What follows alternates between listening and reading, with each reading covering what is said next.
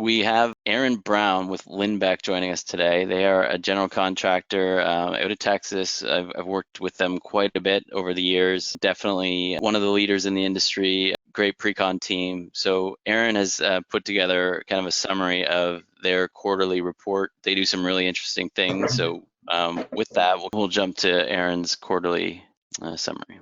Good morning, everyone. Thanks for that introduction. Again, my name is Aaron Brown. I am a Vice President and Director of Cost Analyst Services at Linbeck Group. This morning, I'd like to present Linbeck's quarterly forecast and supply chain pulse and provide some insight into what those reports are showing and what we are seeing at Linbeck in the current construction marketplace.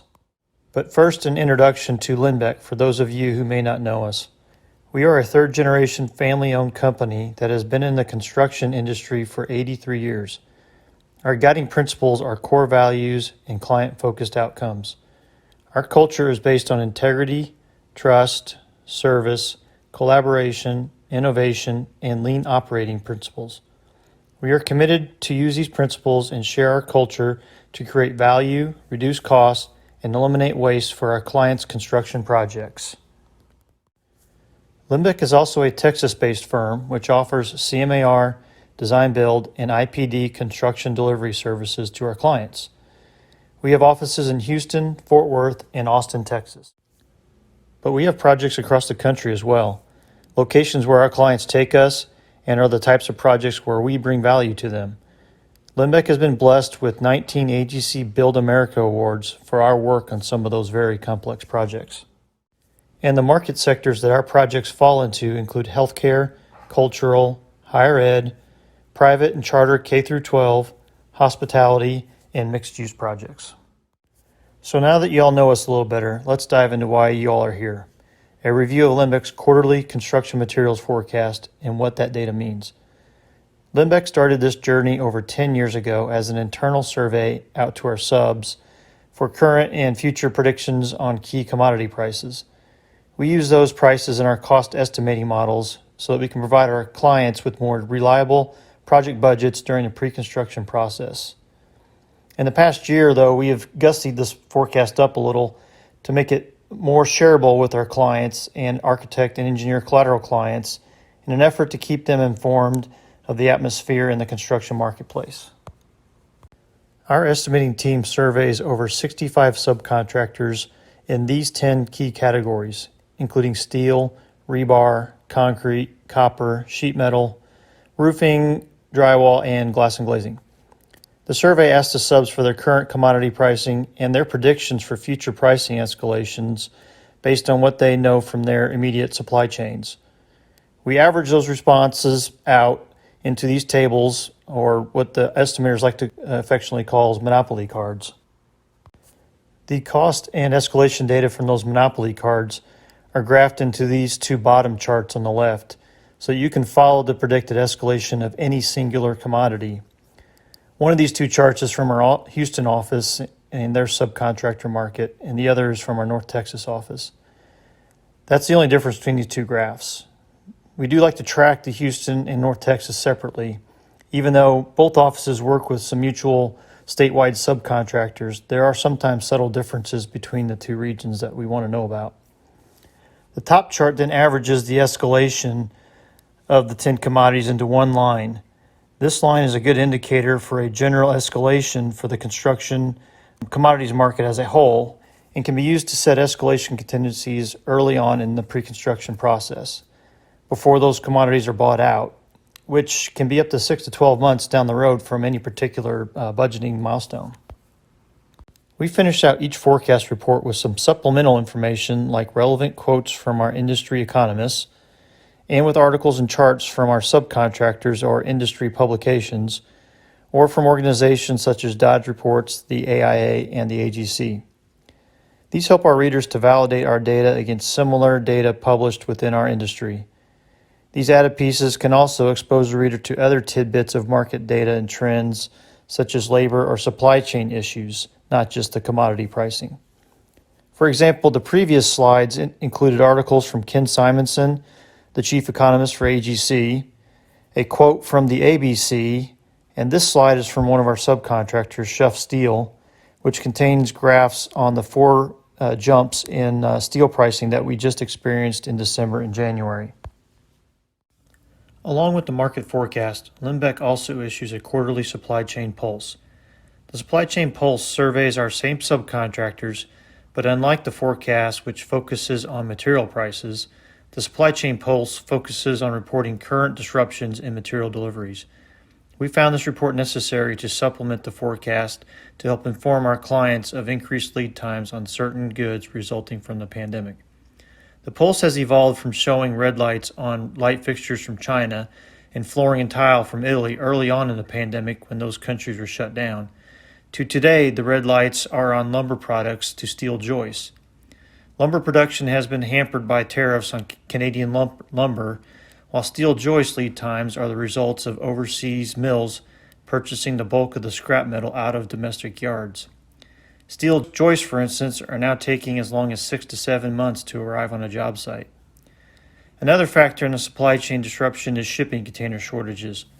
With countries shutting down during the pandemic, so did their ports, including the shipping containers located in them. As reopening phases have been and are currently taking place, a global redistribution of shipping containers has been ongoing to help alleviate some of the lead time increases. So, what is Linbeck's Q1 market forecast showing us, and what are we experiencing in the marketplace? Ken Simonson headlined it best in his most recent AGC Data Digest. The gulf widens between input costs and bid prices. Our data is showing that commodity prices spiked in Q4 of 2020 and continued into Q1 of 2021.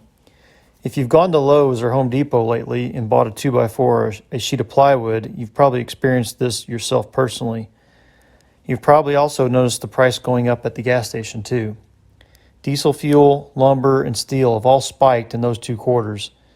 As mentioned a minute ago, steel alone has jumped 4 times in less than 2 months after being flat for all of 2020.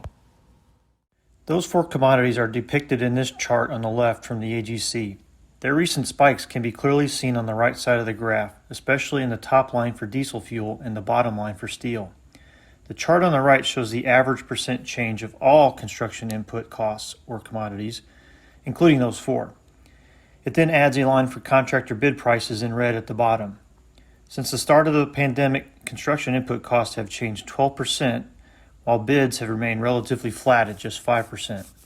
Basically, subcontractors and contractors alike have been having to absorb costs and keep margins low in order to maintain competitive bids on the reduced number of projects available during the pandemic. The same spike in commodity prices can also be seen in Linbeck's historical market forecast data. The chart on the top left is the pricing and escalation data soon after the onset of the pandemic. Again, the red line and blue lines are the average between 10 commodities that we track, red for North Texas and blue for Houston. The gray dotted line represents the average of those lines over the 12 months prior to the pandemic. You can see the market predictions on price fell quickly as jobs canceled and postponed while there was still a supply of commodities. In Q2 of 2020, the predictions on pricing fell more, below the added purple line representing the previous quarter. Then in Q4 of 2020, on the bottom left, the predictions on pricing started to come back up. All of the pandemic issues and resulting safety measures and regulations had an effect on manufacturing and shipping.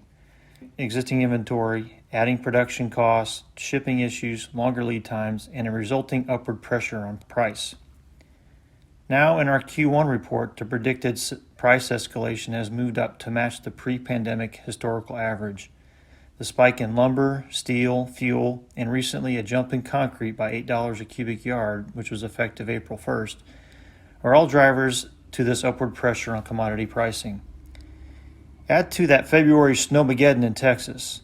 The power outage resulting from the winter storms have shut down several plastic resin plants in Houston for weeks. The ripple effect from those plants has already been seen in our bids and lead times from plumbing subs due to PVC pipe, and resinous flooring bids, and even carton forms required under our concrete foundations. All of these require those plastic resins in production. These commodity pricing spikes versus the flat bid pricing has led the AGC to issue an inflation alert on March 23rd, and they are indicating that this is not a short-term event. The price increases experienced from December through March appear to be sticking and therefore will remain until the supply of commodities and the release of postponed and new projects returns back to pre-pandemic levels. There is even some indication early in the year of another increase in steel prices anticipated in April. Now that we're in April, we'll see if that comes to bear. There are also recent indications from the supply chain of cost increases this month for several of the raw components needed to produce building insulation and drywall. The AE industry also plays a role in this. The pandemic has paused designs in their tracks, pushed the start of designs down the road, and reduced the number of new projects available in the market. The design process takes time, as we know, several months to a year or more. It will take that time period to get new projects on the street for bid before we can see the effect on increased project volume on pricing. So given all that data, how long can we expect this to last? As you can see in this graph from the Bureau of Labor Statistics and published in the AGC Inflation Alert, historically the periods when the change in costs exceed bid price, shown in red on the graph, have lasted a year or two. During this period, contractors and owners need to be mindful of and plan for the risks to their projects. These risks can include change order requests, passing on or masking price increases, payment delays, material delivery issues, and subcontractor defaults. We also need to be smart, informed, and collaborative between owners, contractors, and the AE team in establishing safeguards on our projects. These measures should include proper cost escalation contingencies at each estimate milestone, schedule contingencies to deal with longer lead times and the unexpected delay, being realistic with each other, and being flexible. As we've been flexible in our personal lives during this pandemic, so too could our projects benefit from some flexibility now. The drivers required to alleviate this current situation are mostly wrapped into a return to pre-pandemic normal or close to it. Investment into new projects to increase the inventory of work available, a return in manufacturing productivity to level out the supply and demand, and alleviating shipping issues are just a few of the most impactful. I'd like to not end on the sour note from all of those charts and graphs. The market is cyclical and pricing and lead times will come back. Just give it some time. So I'd like to share some positive indicators that Linbeck has very recently seen. The month of April has started off with an increase in solicitations for project proposals or RFPs for new work. Also, the price of oil has moved up to $60, which is important for us in Texas. The price of oil is usually an indicator of investment into new projects. We shall see if the price can sustain for a while. AIA reports architectural billings up in the last 2 quarters versus the first 3 quarters of 2020. They are still somewhat up and down month to month and flat instead of showing a steady increase, but the numbers show activity in design. And finally, the COVID vaccination rate is rapidly increasing, getting us closer to herd immunity and increasing state and local reopenings. Many of the folks around me are already vaccinated, and I have mine scheduled for next week. So that's it. I hope you all enjoyed this presentation and found it helpful. I'd like to thank Richard and Blair at Vermeulens for inviting me to present Linbeck's quarterly market forecast and supply chain pulse. I'd like to end with, go get your shots. Great information. Really, first time I saw this quarterly report, I was really impressed. And, the survey of subcontractors is really fantastic information. Thank you so much, Aaron.